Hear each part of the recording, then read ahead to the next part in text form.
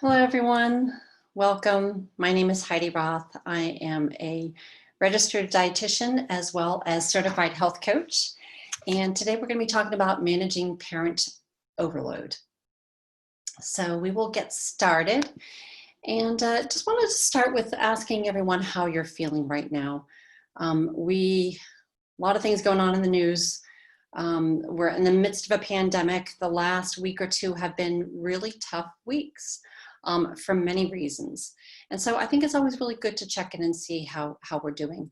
If you had a scale of 1 to 10 and 1 was absolute unsustainable misery and 10 was unsustainable joy, where would you be on that range right now? I'm seeing that a lot of people are, typically during this pandemic, they've been at like maybe 5, 6, 7, 8 over the past week. With everything going on in the news, it seems like it's come down and we're really feeling, the effects of everything. So how does that affect us as parents, right? It can be tough parenting to begin with, and then on top of all of these extra stressors that maybe we're feeling right now. There's a lot of challenges, right, that we're dealing with as parents who are working from home and have kids at home. We've got a full-time job, maybe we have a part-time job. We are also now a teacher, not only in core subjects, but in music and in gym in some cases.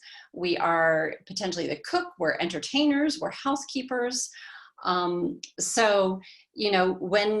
a couple years ago, there was a video of a man who, he was a commentator for BBC News, and this video went viral. You can see it at the bottom corner, and I think it's a hysterical video.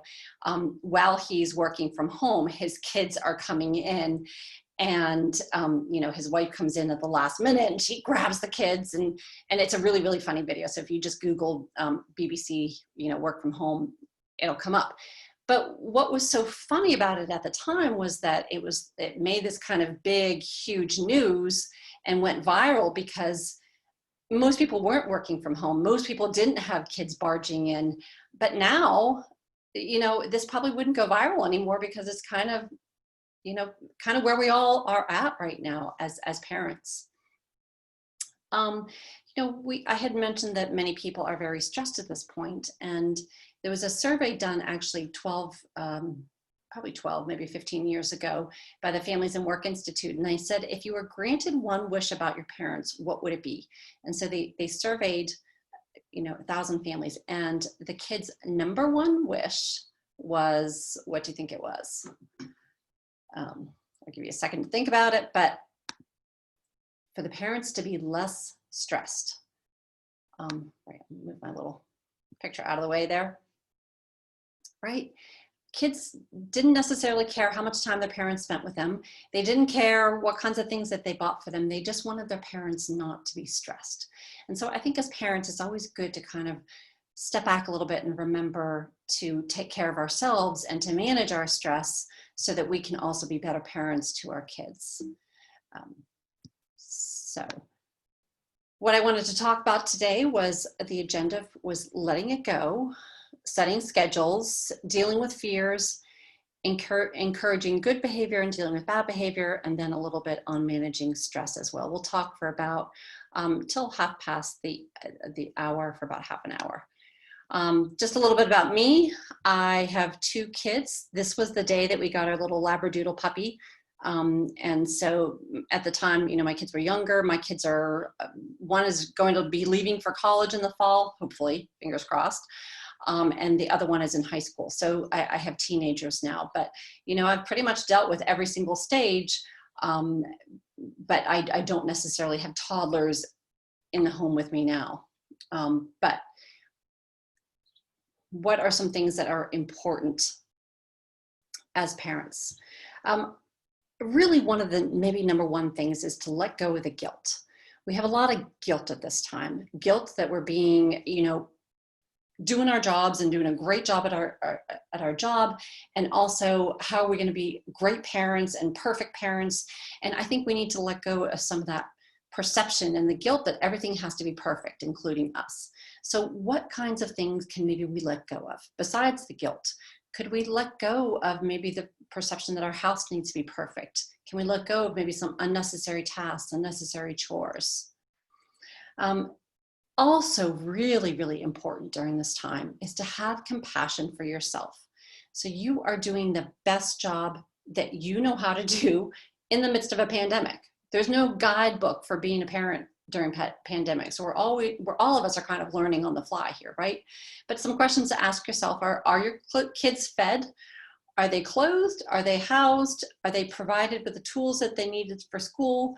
Are they hugged daily and given affection daily and told daily that they're loved?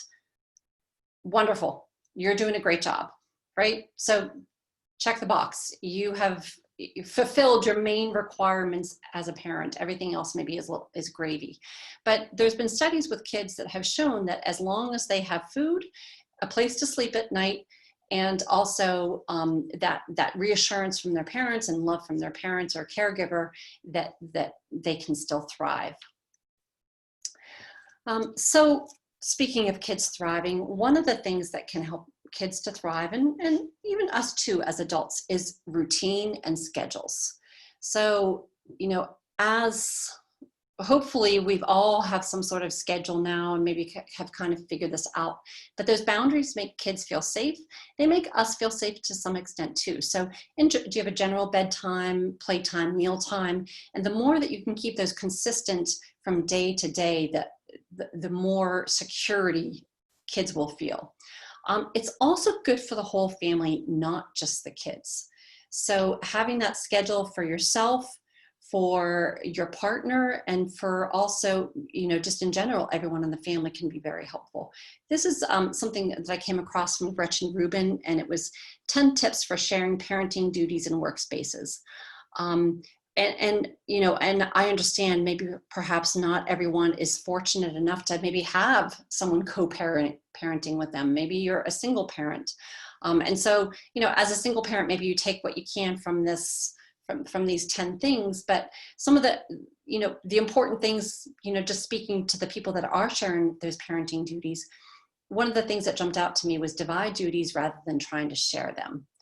And so I think this is really important. And someone had mentioned to me this a couple of years ago, that this was one of the most helpful things for their partner and them, is that don't divide things along the lines of what you think is fair or what you think maybe the gender roles are or whatever.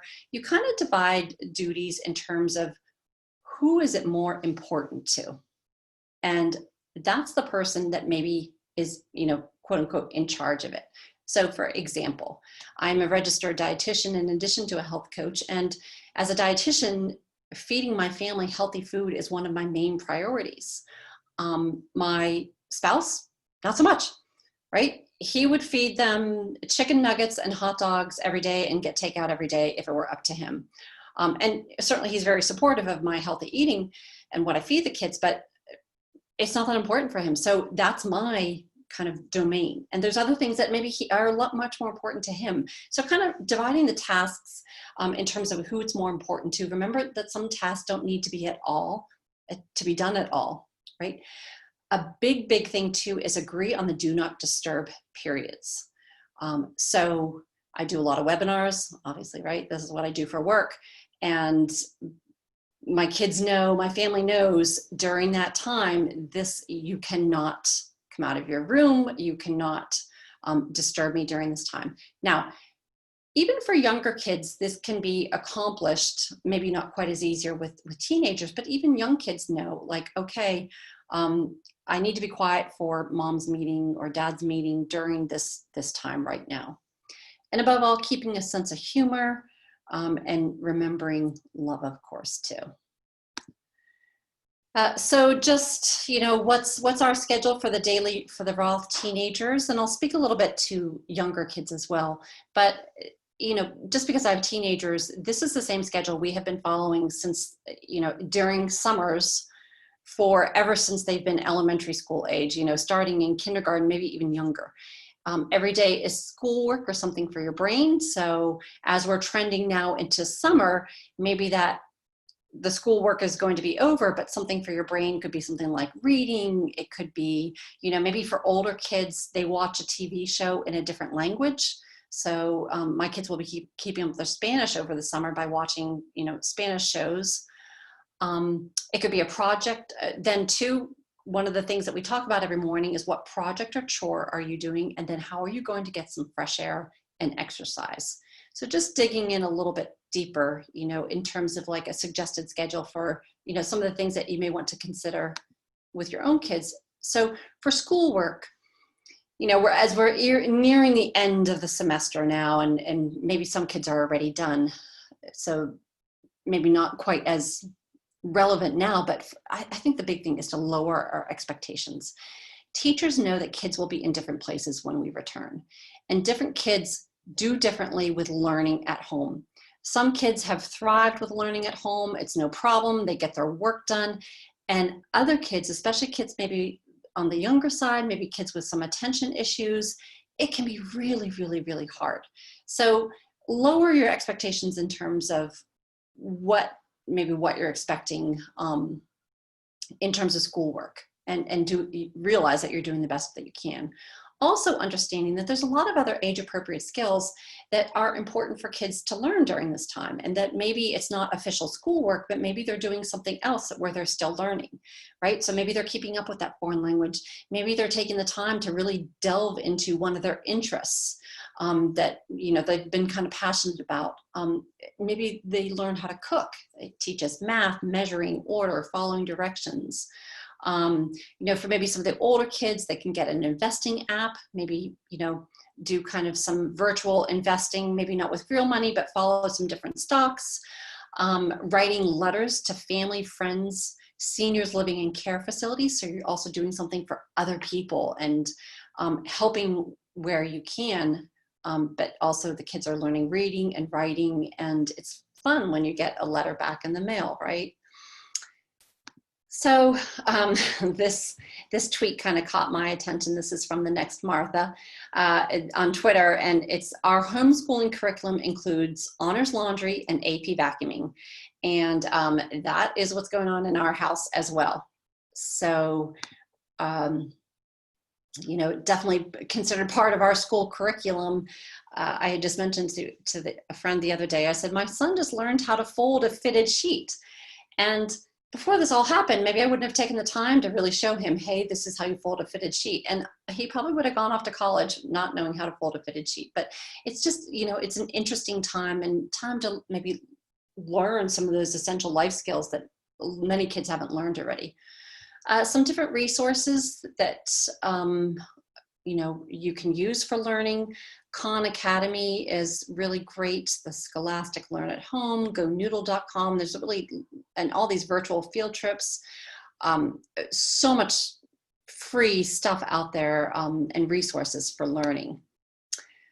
Also important is a project or a chore every day. So whether it's unloading the dishwasher, setting the table, dusting, sweeping, it's really important that the kids understand that, as parents, we're not there to wait on them. They are also part of the family. And so because they're part of the family, they can also help. And, they certainly have plenty of time now to do that. And especially where we're working full time, we actually, as parents, we really could use that extra help. So finding some sort of age appropriate chore.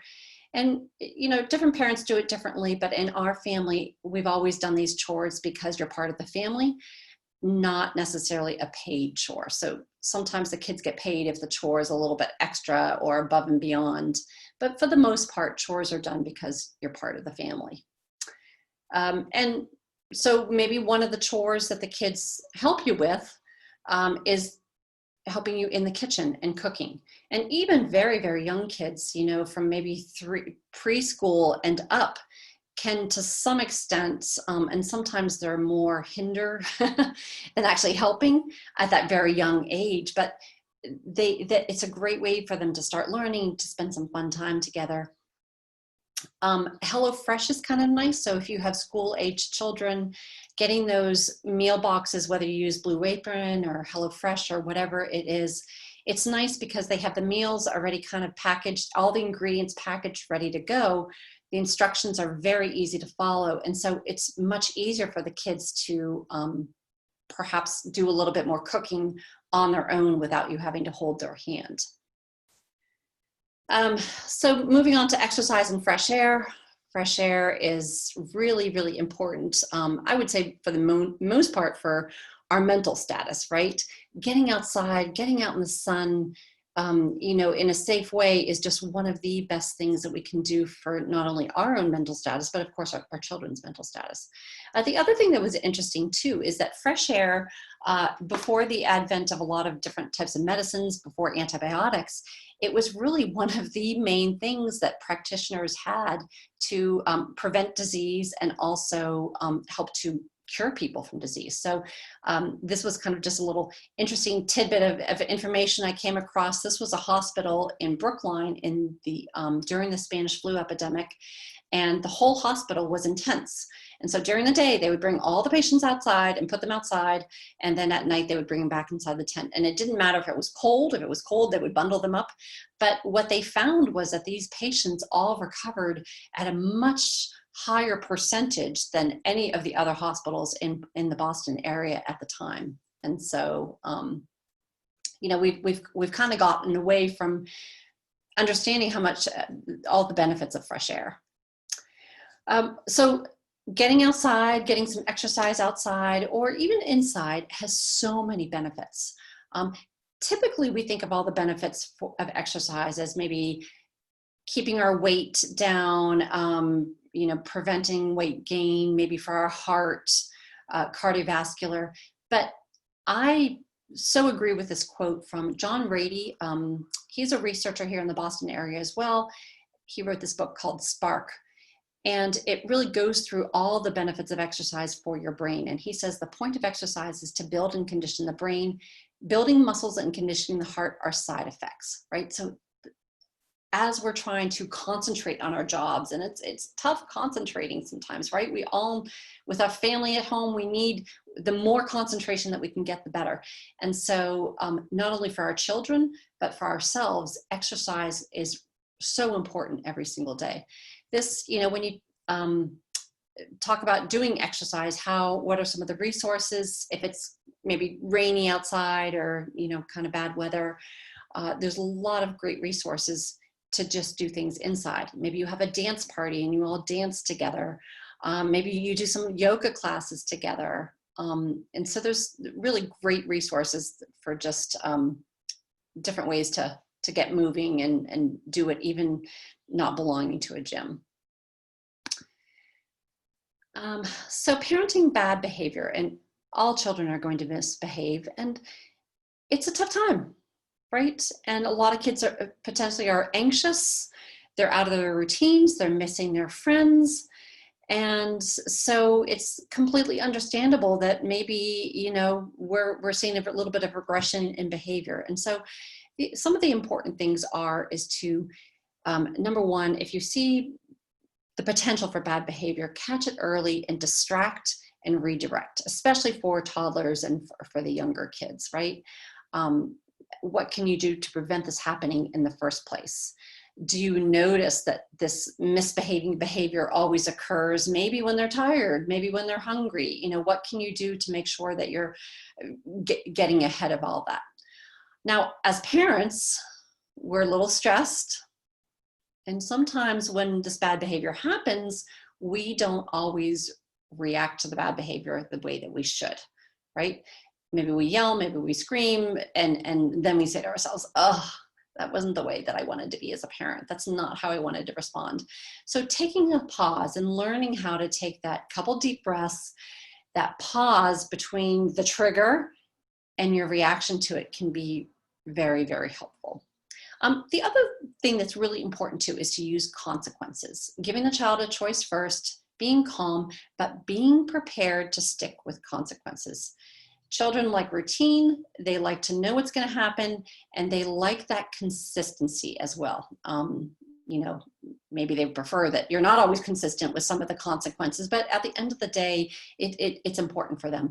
So if you are not prepared to stick with carrying out the consequences, it's much better to never say it at all than to threaten something that you don't carry through, because then those words completely lose their power.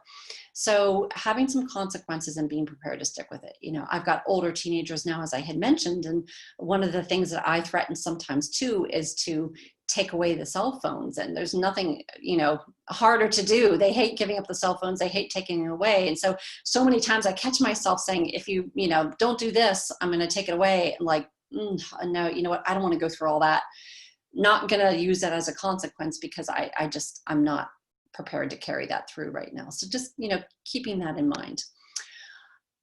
There's a lot maybe of siblings. If you have more than one child, maybe, you know, Owen or Maya in our family, they're constantly coming saying, oh, you know, so-and-so hit me. And it's very common among siblings, right?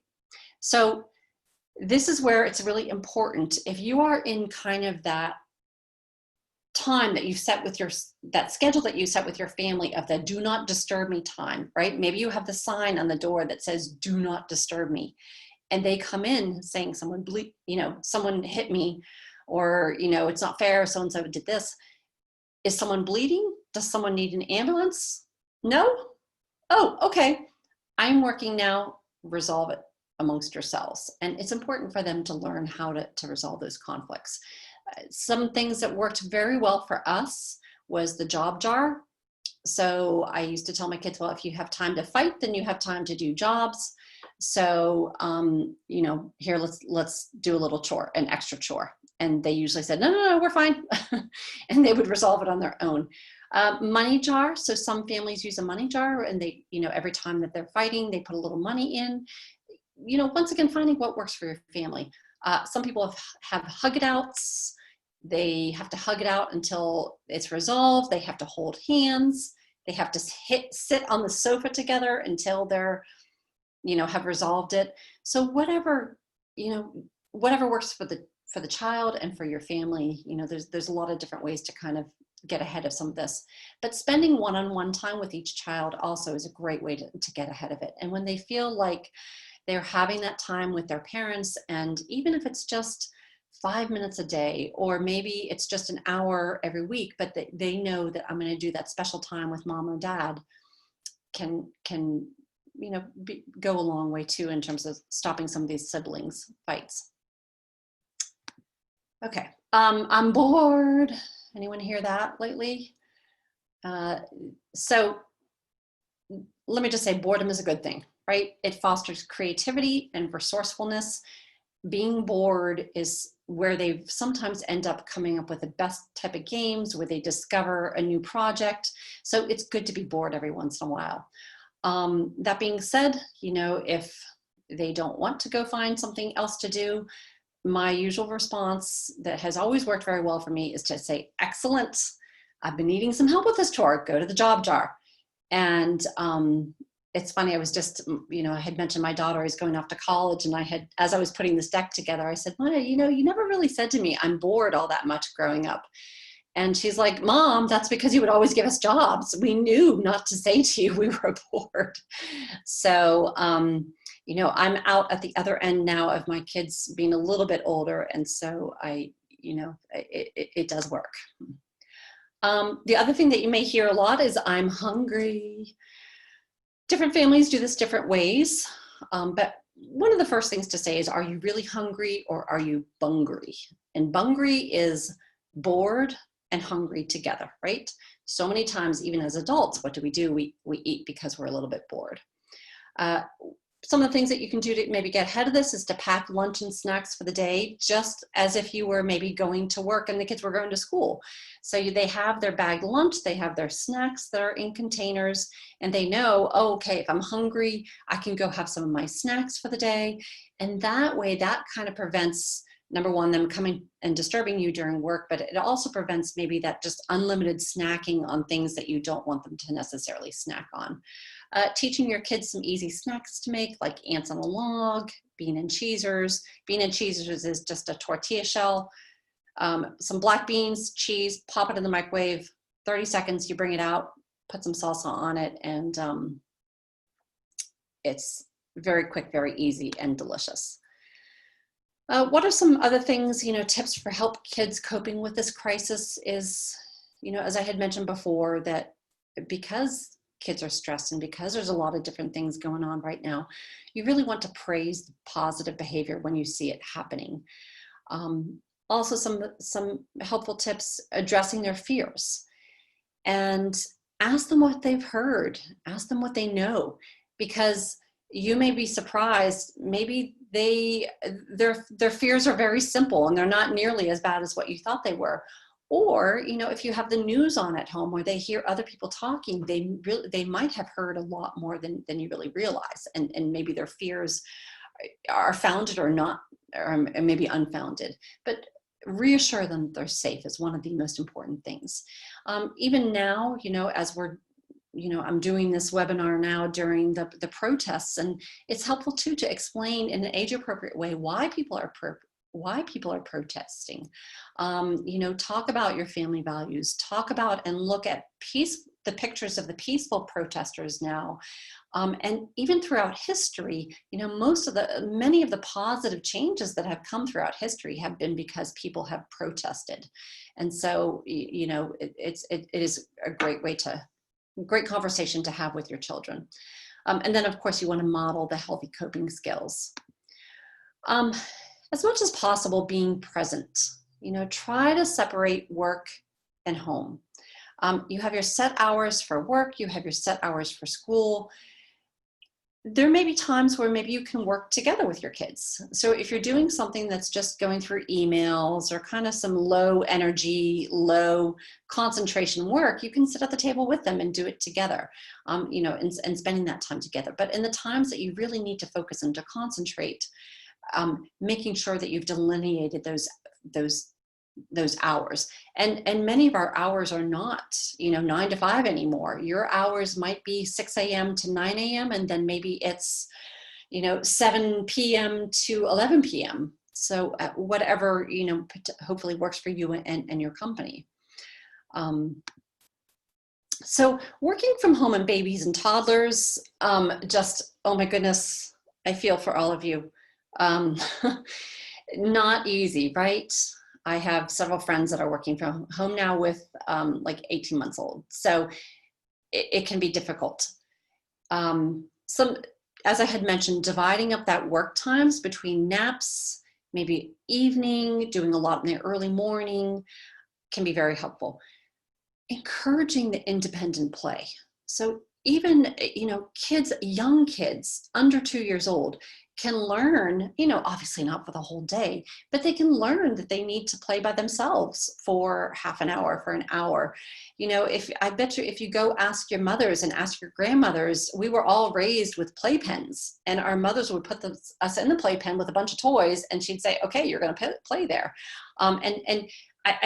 We have kind of maybe gotten away from a little bit of that, of even very young kids and babies learning in a supervised way, of course, learning to play by themselves. So it's really good to, that kids know that part of the routine of the day is maybe just to spend some time in their playpen with some toys. So this is just this little playpen that you can order here on Amazon. I don't know, it's like $50, something like that. So that might be something that you would want to consider. Obviously, once they're walking, this maybe wouldn't be what you would put them in, or if they're very, very active and, climbing and things like that. But even when they're walking, you can get some different gating systems to keep them in. Save any and all electronics for work time. So maybe you just, decide, okay, we're in the middle of a pandemic. They're going to get the iPad a little bit more than I'm comfortable with, but it is what it is. Remember that you're not alone, right? As I had mentioned when we started off, this was really funny a couple of years ago because it was so unprecedented and so like, oh my gosh, the kids came in. And now people are used to babies on laps in meetings and kids attending the meeting as well and coloring on the desk. So it's much more the norm, and realize that it's much more acceptable now.